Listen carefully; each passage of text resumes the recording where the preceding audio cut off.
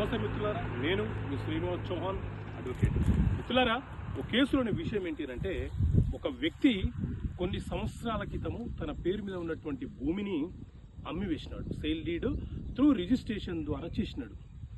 ఎవరైతే కొనుగోలు చేశారో ఆ వ్యక్తులు మ్యూటేషన్ చేసుకోకపోవడం వల్ల వాళ్ళ పేరు మీదకి పట్టా రాలేదు.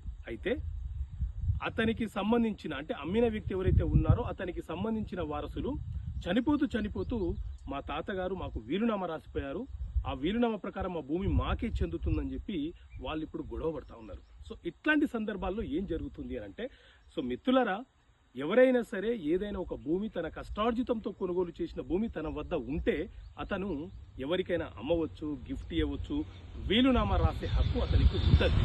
అయితే ఎవరైనా సరే ఒక భూమి త్రూ రిజిస్ట్రేషన్ ద్వారా ఎవరికైనా మూడో వ్యక్తికి అమ్మివేసిన తర్వాత మోసపూరితంగా కొనుగోలు చేసిన వ్యక్తిని మోసం చెయ్యాలన్న సంకల్పంతో ఏదైనా ఒక వీలునామా తన వారసులకు ఆ భూమి చెందాలని రాస్తే ఆ వీలునామా అనేది చెల్లుబాటు కాదు.